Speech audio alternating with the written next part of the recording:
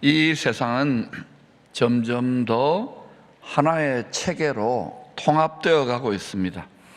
그러나 이 하나됨은 그리스도 안에서의 연합이 아닙니다. 성경 다니엘서 2장은 느부갓네살의 꿈을 통하여 이미 그 실체를 보여주었습니다. 예수님이 오시기 직전의 세상의 실체입니다.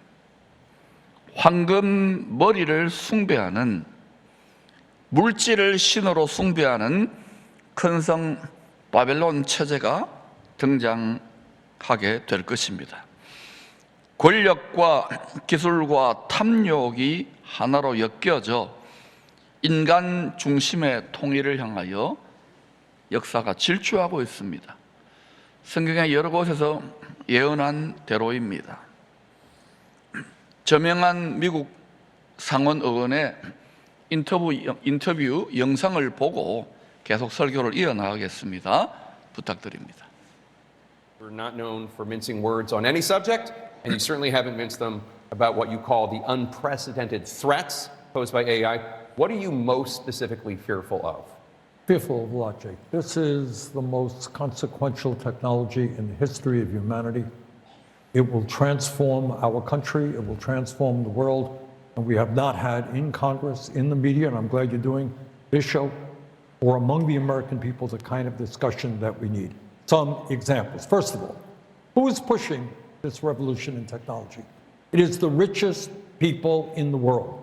Elon Musk, Zuckerberg, Bezos, Peter Thiel.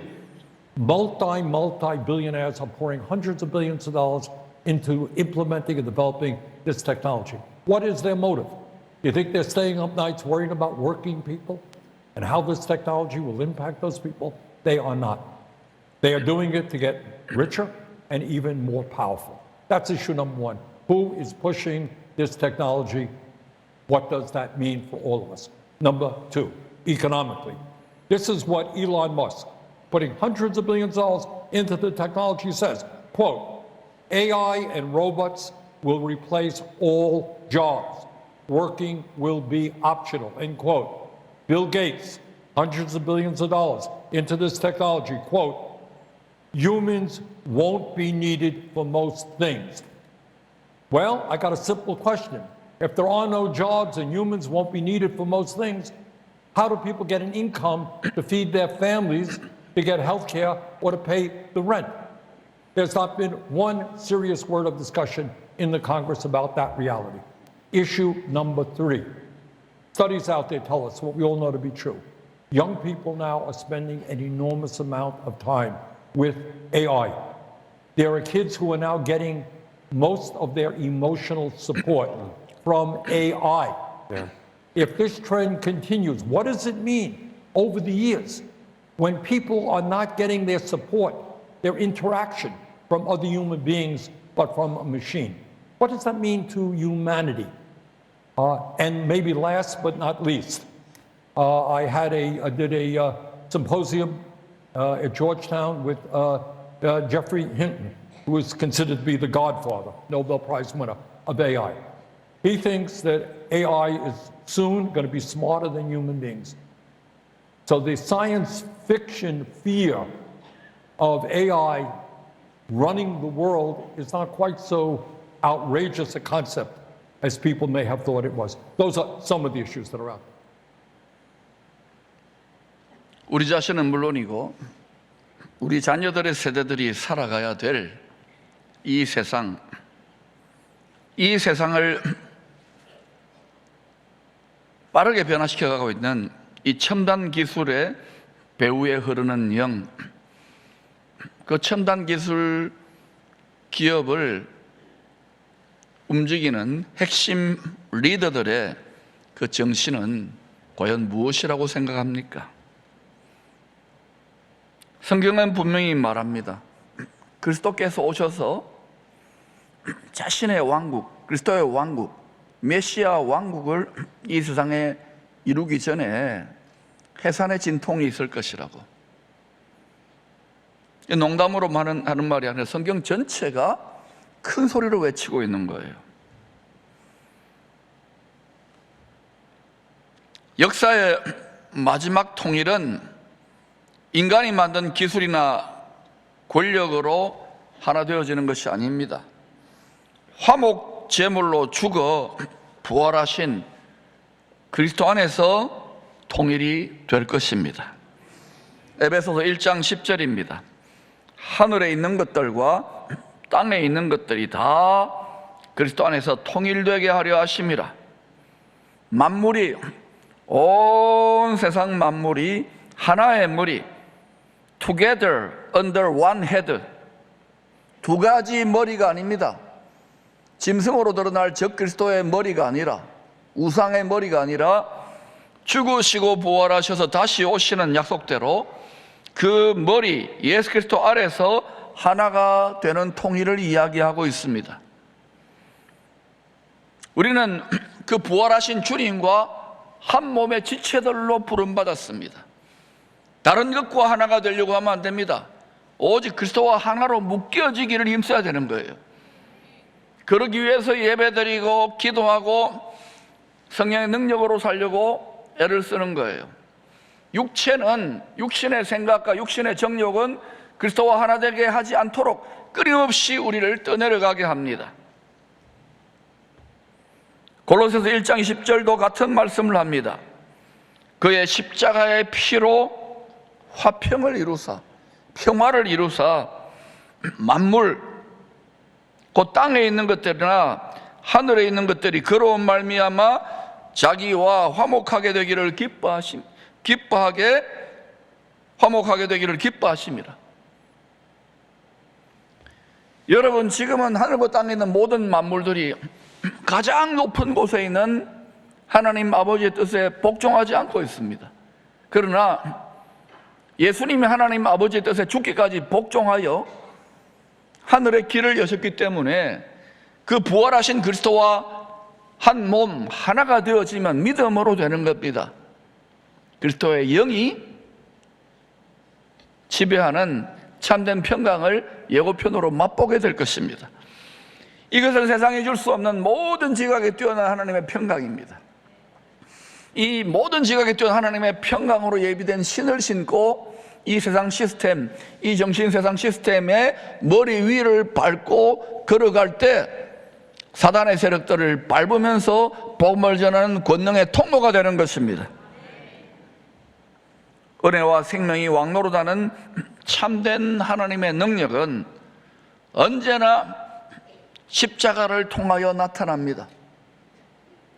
여러분이 하루를 신앙생활 하더라도 크리스찬이 뭐냐? 기름 부음을 받은 무리들이란 뜻입니다. 한 번이라도 제대로 성령의 기름 부으심, 화평케 하는 능력의 통로로, 축복의 통로로 그 복음의 진미를 맛보려면 우리 자신을 주와 함께 못 박는 그 자리로 반드시 나아가야 됩니다. 그때에 여러분 자신 안에서 화목이 이루어질 것이고, 가정에서, 가문에서, 또한 교회에서, 직장에서, 학교에서 세상의 화목의 예고편이 이루어지는 것입니다. 시편 133편은 예루살렘 성전에 올라가는 노래입니다. 다윗의 시라고 이야기합니다. 그러나 이 노래가 불려질 당시에 예루살렘 성전은 아직 존재하지 않았습니다. 그냥 다윗의 장막만 있었던 거예요. 다윗의 장막은 희한해요. 예루살렘 성전과 달리 칸막이가 없습니다. 휘장이 없이 언약궤만 덩그러니 복원하고 있는 다윗의 장막입니다. 여기에 그리스도가 다시 오실 때 이루어질 예배의 회복의 성격이 어떻게 될 것인지를 암시하고 있는 거예요. 다윗은 언약궤 앞에서 왕이자 제사장으로 서서 하늘의 하나님께 예배하며 시편 133편의 찬양을 노래했습니다. 지금 그의 눈은 눈앞의 현실이 아니라 장차 그리스도 안에서 완성될 하늘에 예비되고 있는 새 예루살렘 성전을 바라보고 있었습니다. 보라, 형제가 연합하여 동거함이 어찌 그리 선하고 아름다운고. 지혜와 계시의 성령, 예언의 성령, 대언의 성령으로 온 이스라엘, 거기에 우리 이방인 성도들도 어린 양의 12사도들을 통하여 접붙여져 있습니다. 보라, 형제가 연합하여 동거함이 어찌 그리 선하고 아름다운고. 성령의 감동으로 예언의 영어로 노래했던 것입니다. 이 고백은 그저 낭만적인 흥얼거리는 감정의 노래가 아닙니다. 이스라엘 12지파 갈갈이 찢어진 공동체를 가슴에 품고 자신을 희생제물로 드린 치열한 영적인 싸움 끝에 취하게 된 믿음의 열매입니다. 다윗은 이스라엘 12지파가 하나가 되기까지 온 백성들에게 배신을 당했습니다. 버림을 받았습니다. 심지어 자기 가족들도 외면했습니다. 오랜 고난의 광야를 통과해야만 했습니다. 다윗이 화목 제물로 온 이스라엘 12지파를 하나로 묶는 구심점, 그 권세의 중심이 되었던 그 과정은 편안한 왕자가 아닙니다. 자신을 내려놓는 십자가의 길이었습니다. 그럼에도 그런 자신을 이런 식으로 인도하시는 하나님의 영의 이끌림의 뜻에 대해서 불평하거나 원망하지 않았습니다. 자신을 화목의 희생제물로 기꺼이 하나님께 드렸습니다. 왜냐?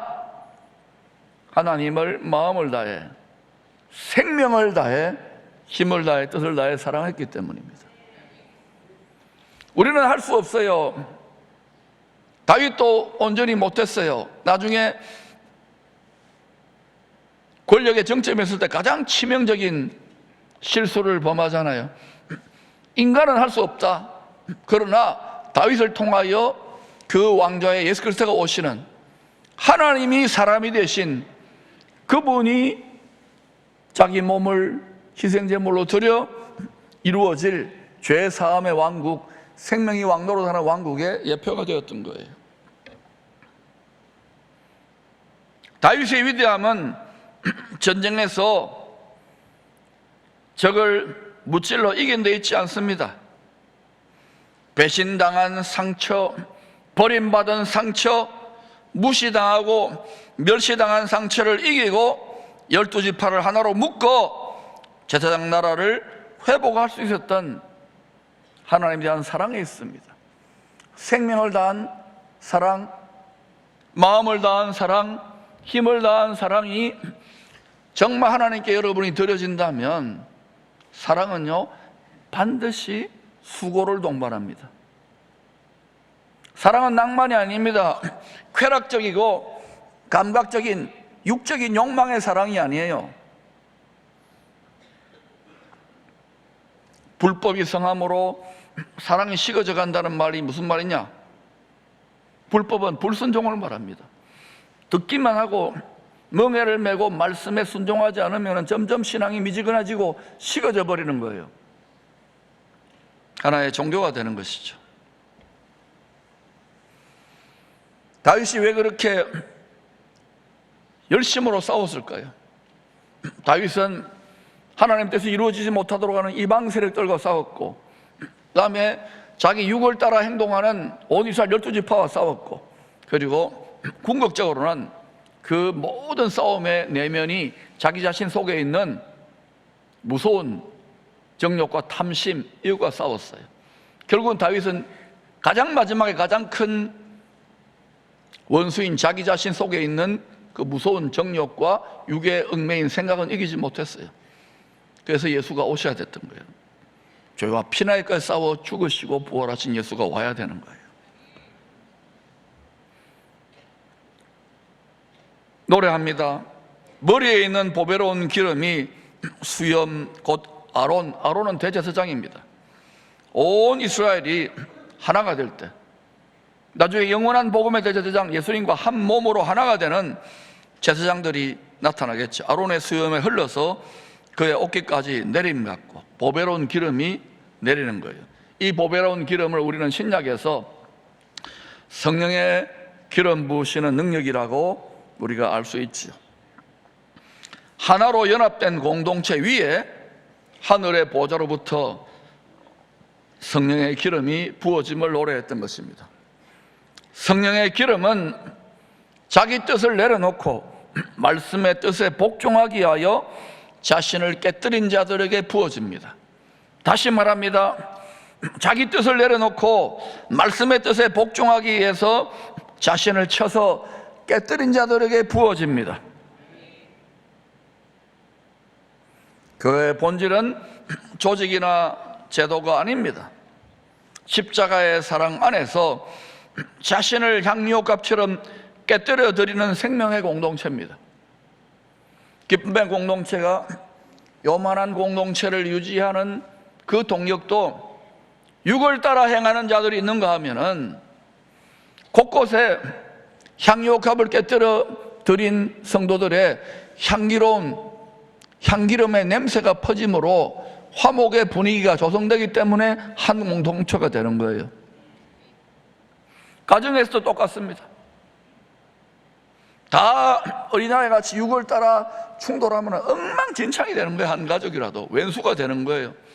누군가가 자신을 깨뜨려 자기 자아를 죽여 화목의 희생제물로 향유옥합을 깨뜨릴 때에 가정 전체에 향기로운 천국의 프레그런스, 향취가 나타나는 거예요.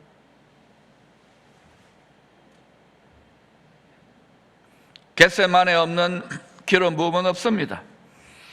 다윗은 하나된 이스라엘 위에 임하는 복을 헐몬의 이슬이 시온의 산들에 내림 같다고 노래합니다. 이스라엘 12지파의 경계 제일 북쪽에 가면은 헐몬산이라고 있습니다. 우리로 말하면 백두산 같은 곳, 만년설이 있는 곳입니다. 이 헐몬산은 북쪽에 있습니다. 시온산은 예루살렘 주변에 있는 산들을 말해요. 남쪽에 있습니다. 그러니 헐몬의 이슬이 시온의 산들에 내림 같다는 것은 자연현상으로는 이루어지기 힘든 거예요. 자연현상을 말하는 것이 아닙니다. 한참 떨어져 있거든요. 하늘에 계신 하나님께서 이슬 같은 복을 부어주고 계신다는 믿음의 고백인 거예요. 땅의 예루살렘 시온을 중심으로 하나 되는 성도들에게 하늘의 시온산 새 예루살렘으로부터 영생의 복이 임하는 것을 노래한 것입니다. 영의 노래, 신령한 노래, 예언적인 노래를 하고 있는 거예요. 자연현상을, 물리현상을 이야기하는 것이 아닙니다. 공동체가 우리 믿음의 공동체입니다. 어디서든지 하나가 될 때에 생명의 복의 통로가 됩니다. 그때 헐몬산의 이슬, 하늘의 시온산의 이슬이 기름처럼 강물처럼 부어져서 그래서 하나님의 기름지게 하고 풍성케 하는 능력의 복이 임하는 거예요. 로마 감옥에 갇힌 바울은 에베소 성도들에게 간절히 권면했습니다. 그리스도와 한 몸으로 부르심을 받았으니 그 부르심에 합당하게 행하라. 하나 되게 행하라는 거예요. 육신을 따라 행하라는 것이 아닙니다. 그리스도의 영으로 행하라는 거예요. 하나님 영으로 인도함을 받으라는 거예요. 겸손과 온유와 오래 참음으로 서로 용납하라. 여러분, 하나 되기 위해 해야 될 덕목이 겸손입니다. 어디에 분열이 있습니까? 교만. 온유는 무엇입니까? 내시처럼 말하는 게 아닙니다. 목소리 까는 게 온유가 아니에요. 온유는, 겸손과 온유는 십자가를 기꺼이 질 수 있는 성품적인 능력을 말하는 것입니다. 오래 참아야 되는 거예요. 여러분 복음을 전해보세요. 목회사역을 해보세요. 선교사역을 해보세요. 직분을 감당해보세요. 다 오래 참는 겁니다. 자식 낳아서 자식 키워보세요. 다 오래 참는 겁니다. 아닙니까? 자식을 사랑하니까 애기 낳는 고통, 해산의 진통, 애기 키우는 젖먹이고 평생을 애프터 서비스하는 수고를 기꺼이 감당하는 거예요. 이걸 영의 자녀들, 하나님의 자녀들에 대입하는 것이 영적인 부모들인 거예요. 이 마음이 없다면 직분 감당하지 않는 것이 좋습니다. 목회 안 하는 게 좋아요. 선교사 안 하는 게 좋아요. 이 자리까지 성숙하게 되면 그때부터 하나님 아버지의 심정을 아는 거예요.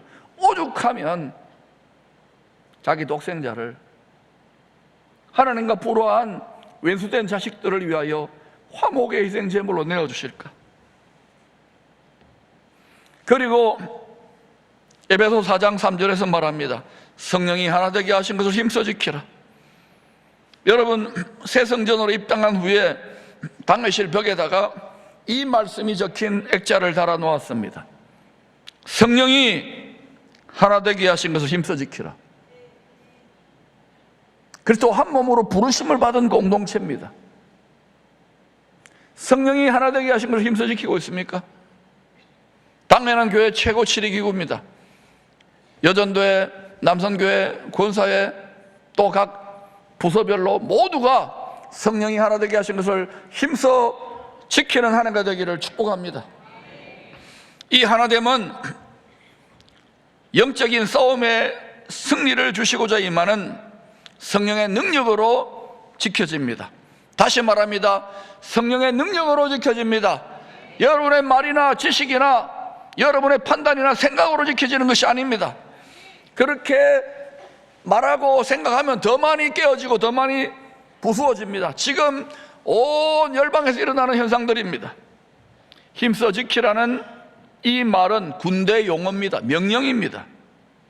광야에 성막이 하나로 지탱되는 역할을, 핵심 역할을 했던 두 물건이 있습니다. 바로 말뚝과 줄입니다. 이 말뚝과 줄처럼 힘써 하나가 됨을 지키라는 명령입니다. 성막에 말뚝이 뽑히고 줄이 풀려버리면 성막은 그냥 무너지는 거예요. 하나 되어 지탱하고 있다가. 오늘날 우리의 말뚝은 무엇입니까? 십자가입니다. 오늘날 우리의 줄은 무엇입니까? 말씀이요 성령입니다. 우리 육신의 생각과 감정을 날마다 십자가에 못 박을 때 성령께서 말씀의 줄로 우리를 십자가에 달리신 그리스도 그 말뚝에다가 단단히 묶어주십니다. 다른 데로 가지 않도록. 진정한 성령의 능력이 나타나는 것은 십자가를 기꺼이 지고 갈 수 있는 능력의 부여인 거예요. 감각적인 은사나 또는 뭐 온갖 예언이나 꿈을 다 본다 하더라도 내가 기꺼이 그 십자가 험하게 보이죠, 어렵게 보이죠, 무겁게 보이죠, 그 기꺼이 감당하고 갈 수 있는 능력의 부여가 성령의 신선한 기름 부으심인 거예요. 그게 될 때부터 철드는 거예요.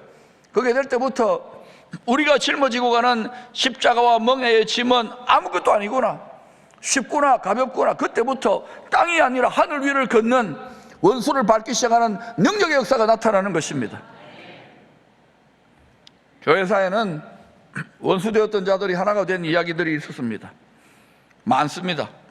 18세기 영국 교회 부흥의 두 주역 요한 웨슬레와 조지 휘필드, 이 두 사람은 그 시대에 위대하게 쓰임받았던 하나님의 종들입니다. 그럼에도 각자의 신학적인 견해 차이로 크게 다투어 갈라섭니다.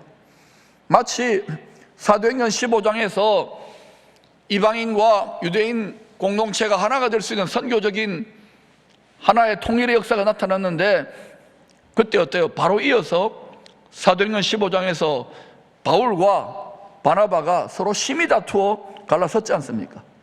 항상 그런 역사가 있는 거예요.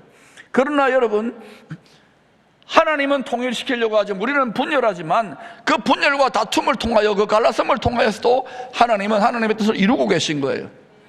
그것을 통해서 바울을 통하여 이방인 선교에 더 올인하도록 주님이 예비하시는 것입니다. 항상 그런 역사들이 있는 거예요.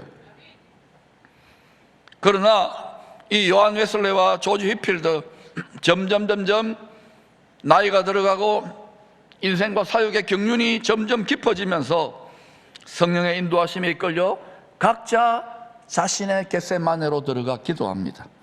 그리고 성령께서 주시는 십자가에 나타나는 사랑 안에 복종함으로 하나가 되는 일이 노년에 일어났습니다. 조지 휘필드는 죽기 전에 이렇게 고백했습니다. 나는 천국에서 웨슬레를 거의 보지 못할 것이다. 왜냐하면 그는 그리스도의 보좌에 너무 가까이 다가가 있을 것이기 때문이다. 웨슬레를 자기보다 더 높여주는 거예요. 진정한 겸손은 나보다 남을 높이는 것입니다. 우리는 다 지 잘난 맛에, 지가 제일 예수 잘 믿는 맛에. 아닙니다. 교회도 크고 작고가 중요한 게 아니에요. 하나님 어떻게 향기로운 제물로 섬기느냐. 겸손으로 자신을 낮춘 자리에 성령의 하나 되게 하시는 능력의 기름이 임합니다. 그때 비로소 신선한 프레시한 성령의 기름 부으심이 임하는 것입니다. 이것을 꼭 명심하십시오. 사사시대 이스라엘 12지파가 갈갈이 찢겨버렸습니다. 여러분 사사기 마지막에 보면은요, 제사장 노릇이나 제대로 해야 되는데 첩을 두었어요. 그 첩이 험한 일을 당했습니다. 그래서 이 제사장이 격분해가지고요, 칼을 들고 자기 첩에 죽은 육신을 12동강 내가지고 12지파로 다 보냈습니다. 이걸 또 하나님 무엇을 알려줍니까? 원수에게 이간질 당해서 갈갈이 찢겨지는 제사장 나라의 한심한 모습을 계시하고 있는 거예요. 왜 12지파가 갈갈이 찢겨서 원수들에게 당하고 압제를 당하는 수치를 당했을까요? 그 이유는 분명합니다. 왕이 없었기 때문입니다. 우리의 왕은 누구입니까? 여러분 가정의 왕은 누구입니까? 이 공동체의 왕은 누구입니까? 사사시대는 각자 소견에 오른 대로 행했기 때문입니다. 왕이 없었어요. 이제 이 질문을 우리에게 던져야 할 때입니다. 지금 우리의 왕은 누구입니까?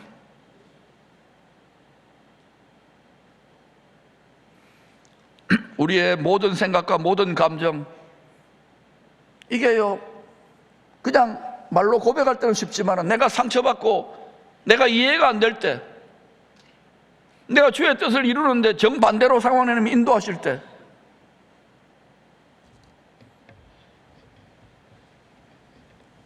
그때 우리의 주장과 판단을 왕 대신 그리스도 앞에 내려놓고 있습니까?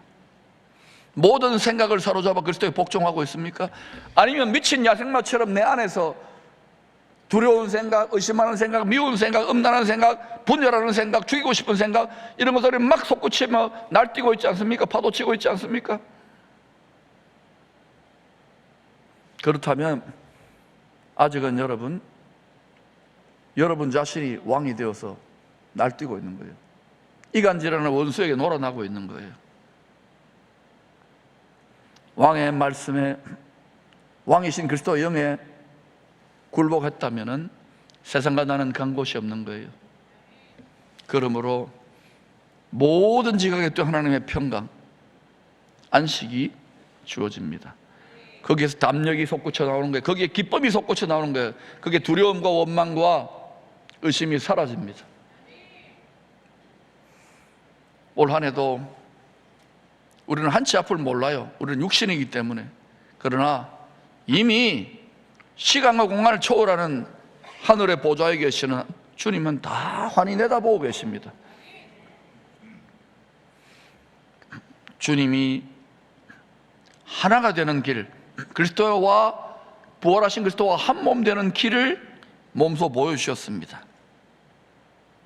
그 몸소 보여주신, 본을 보여주신 자리가 어디냐고요?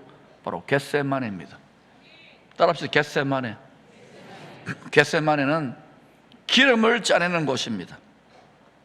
성전에 등불을 밝히는 올리브 열매를 절구에 넣고 찧어가지고, 으깨어가지고 신선한 기름을 뽑아내는 곳이에요. 올리브 열매가 으깨어질 때 성전에 등불을 밝히는 기름이 흘러나옵니다.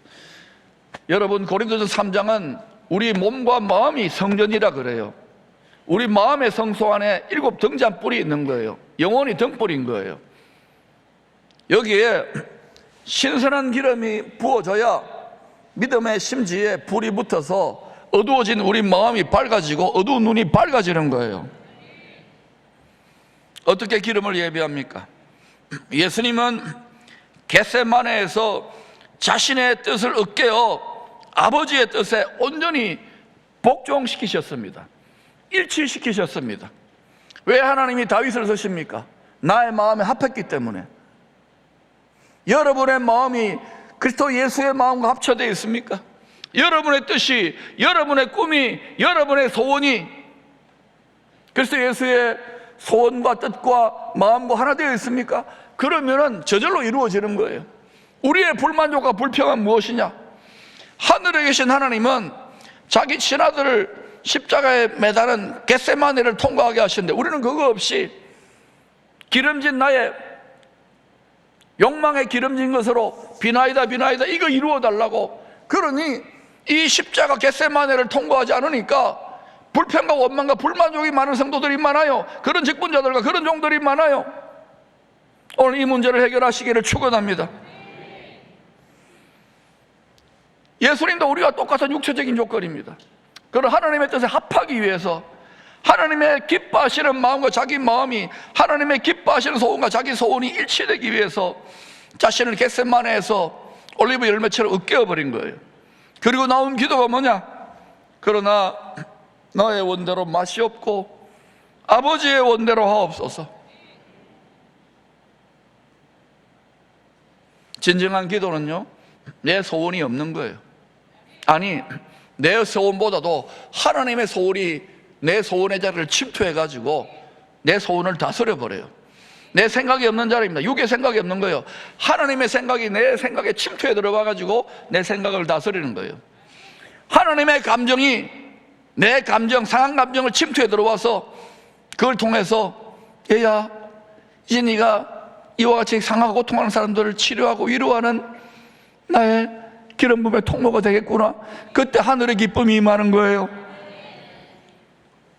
자기 뜻을 쳐서 하나님의 뜻에 복종시킨 겟세마네의 기도가 하늘의 문을 열었습니다. 성령의 기름 부으심이 임하게 됩니다. 지금 이 시대는 점점 교회는 많고 성도들은 많지만 노탄을처럼 하늘 문이 닫혀가고 있어요. 이때 누가 하늘의 문을 엽니까? 겟세마네에 들어가 자기 십자가를 기꺼이 질 수 있는 자들이 하늘의 문을 열고 신령한 성령의 기름 부으심을 끌어다 내릴 것입니다. 자신을 향유옥합처럼 깨뜨려 우리 자신을 화목제물로 드릴 때 그리스도의 몸된 교회가 하나로 지켜집니다. 깨어진 집구석이 하나로 뭉쳐집니다. 직장에서 얼마나 많은 분열이 있습니까? 학교에서 여러 가지 상처와 어려움들이 있잖아요. 그때 화목제물로, 나를 화목의 희생제물로 향유옥합으로 깨뜨려 드릴 때 영적인 분위기가 달라집니다. 공기가 달라집니다. 이간질이라는 원수가 함부로 범접할 수 없는 그런 명적인 아우라, 기운이 형성되는 거예요. 신랑을 기다리는 슬기로운 다섯 처녀, 등불만 준비한 게 아니죠. 우리 마음을 성전으로 성소로 예비하는 것만이 아니라 그 등불을 밝히는 기름을 준비했습니다. 기름 준비하는 성도가 슬기로운 다섯 처녀예요. 어린 양의 혼인잔치에 나아갑니다. 그럼 어떻게 기름을 준비합니까? 겟세마네의 기름인 거예요. 자기를 부인하는 거예요. 여러분, 육체의 생각과 정욕은 세상이라고 하는 남편과 짝하게 합니다. 이 세상의 음란과 우상과 성공을 위해서는 잠시 예수 남편, 예수 신랑 잊어버려도 된다는 쪽으로 유혹합니다. 이를 음란의 영이라 그래요. 이세벨의 영이라 그래요. 그것을 말씀의 칼로 결박을 끊고 기꺼이 나의 신랑으로 오실 비유입니다. 나의 남편으로 오실 예수와 한 몸으로 묶여지는 그런 은혜가 있기를 축원합니다. 겟세마네를 통해서 우리 자신의 자아를, 생각을, 소원을 열매처럼 으깨었을 때에 신선한, 변질되지 않는 썩은 기름이 아닌 신선한 기름이 부어지는 것입니다. 자기 부인의 기도로 준비되는 성령의 신선한 기름입니다. 하나됨은 저절로 이루어지지 않습니다. 이간질하는 영들이 있습니다. 우는 사자처럼 삼킬자를 찾아다닙니다. 틈을 찾습니다. 거기에 상처가 있거나 교만이 있거나 자기 고집과 생각과 탐욕이 있는 자리에 딱 그것을 삼켜가지고 그 사람의 마음과 생각과 감정을, 의지를 움켜쥐고 역사하고 군림하는 것입니다. 점점 그러한 미혹하는 영들이 이리떼처럼 돌아다니고 있다는 걸 기억하십시오. 이것은 보이지 않는 하늘의 공중 권세를 잡은 악한 영들입니다. 영이기 때문에 그리스도의 영, 죄와 사망의 권세를 잡은 자 마귀, 이 악한 영들의 대장인 마귀의 머리를 밟으신 그리스도의 부활의 성령의 권능을 힘입어, 그 부활의 성령의 권능을 힘입어 말씀의 칼을, 성령의 칼을 휘두를 때에, 성령의 불방망이를 휘두를 때에 원수 약한 영들이 파쇄되는 거예요. 이것이 영적으로 파쇄되었다는 느낌이 뭐냐? 우리를 짓누르는 압제가 사라지는 것입니다. 우리가 눌리고 답답하고 두려운 감정과 쓴뿌리들이 사라지는 거예요. 울분이 사라지는 것입니다. 외로움과 비참함이 사라지는 것입니다. 그때 하늘의 참된 풍요가 내 마음의 영혼의 보요와 참된 보요함이 일어나는 거예요. 가난한 영은 따라갈지어다, 고아 영은 따라갈지어다, 남편이 없다고 생각하는 과부 영은 따라갈지어다, 결핍의 영은 따라갈지어다. 하늘의 참된 풍요가 심령으로부터 영으로 부어질 때에 우리 삶 속에 기름 시내가 흘러나는 거예요. 사랑하는 여러분, 그러므로 언제나 이간질한 영들이 우리 자신은 물론이고 가정과 교회 공동체를, 나라를 무너뜨리려고 호시탐탐 노린다는 것, 도적질하고 죽이고 멸망시키려 한다는 것을 알고 깨어 있어야 되는 것입니다.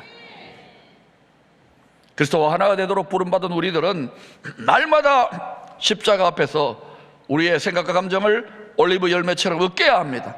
그때 성령의 능력이 기름부터 부어져 공동체를, 가정을, 우리 자신을 하나로 지켜주십니다. 2026년도에도 영적 전쟁은 계속 될 것입니다. 주 오실 때까지 더 치열해질 것입니다. 그러나 겟세마네로 나아가 자기 부인의 기도를 드리는 성도들, 가정, 교회는 무너지지 않을 것입니다. 그리스도 하나가 되는 성도들 위해 성령의 신선한 기름이 시냇물처럼 한량없이 부어질 것입니다. 그 기름은 능력이 되어 흐를 것입니다. 치유가 되고 회복이 되고 공급이 일어날 것입니다. 귀의 문이 열릴 것입니다. 헐몬산에서 내리는 이슬처럼 생명을 살리는 축복의 통로로 우리를 예비해 줄 것입니다. 성령이 하나 되게 하신 것을 힘써 지키십시다. 믿음의 싸움이 다 끝나는 날 우리 모두는 주님과 같은 부활의 몸으로 변화되어 영원한 생명의 복을 누리게 될 것입니다.